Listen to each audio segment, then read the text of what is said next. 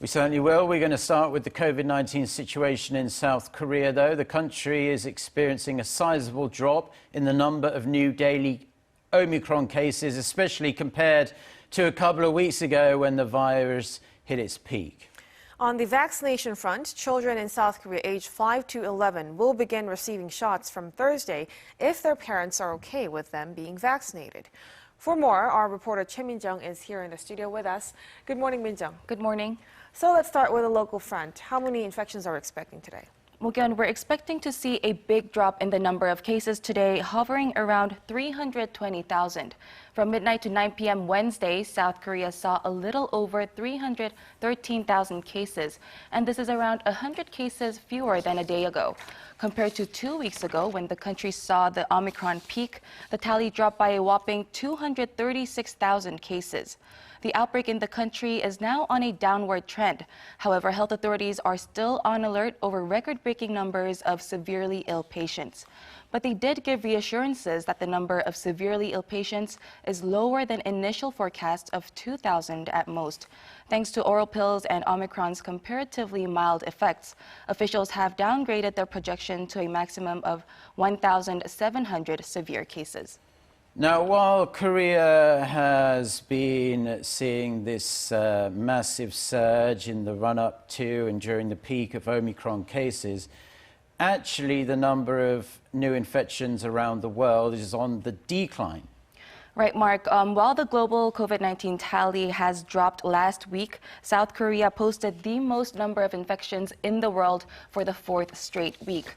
According to the WHO, new global infections over the latest 7-day period dropped by 14% on week, with around 10,800,000 cases confirmed. Meanwhile, South Korea logged more than 2.4 million cases over the same period, yet again the highest figure in the world. However, the good sign is that weekly cases dropped compared to a week ago by 13%. Although new infections worldwide are on a downward trend, that's not the case for COVID-19 deaths. The number of global deaths increased by 43% on week, with South Korea also seeing a 22% increase in the number of deaths. So new infections are declining, while deaths seem to be increasing. Now, Min-jung, let's turn to the vaccination front. We mentioned a while ago that vaccinations for young children begin today. That's right, Mok-yeon. Beginning today, children aged 5 to 11 will be able to get their COVID-19 vaccines. Around 1,200 medical centers nationwide will be providing Pfizer shots for these children. And health authorities are strongly advising that minors at high risk, including children with obesity or weakened immune systems, get inoculated. The same recommendation applies to children who have previously contracted COVID-19 if they're at high risk, but not if they're healthy otherwise. Children in this age group will be given 2 shots at an interval of 8 weeks, and they must be accompanied by a legal guardian. Reservations for shots began a week ago, and so far 1.3% of eligible recipients have signed up. And authorities are saying that the participation for now is low because only high-risk children are currently the top priority. As of Wednesday, close to 1.5 million people in this age bracket contracted COVID-19, and there were 5 deaths.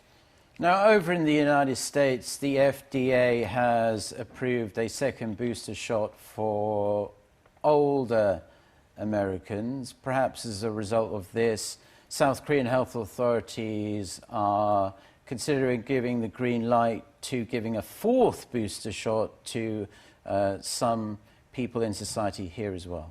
Right, Mark. The U.S. recently authorized second boosters of the Pfizer and Moderna vaccines for people aged 50 and older. And authorities here in South Korea said that the latest decision made by the U.S. will provide important information regarding 4th shots here. Korea is currently administering second boosters to patients at nursing hospitals and seniors with weakened immune systems. But a health official said Wednesday that the country should consider administering 4th shots to seniors in general, noting that no country is offering 4th shots to those 50 and under. The decision is mainly due to increasing severe cases and deaths among the elderly, and on Wednesday they accounted for more than 94% of COVID deaths. All right, Min-jung, thank you for the wrap-up. We hope to talk to you again soon. Thank you.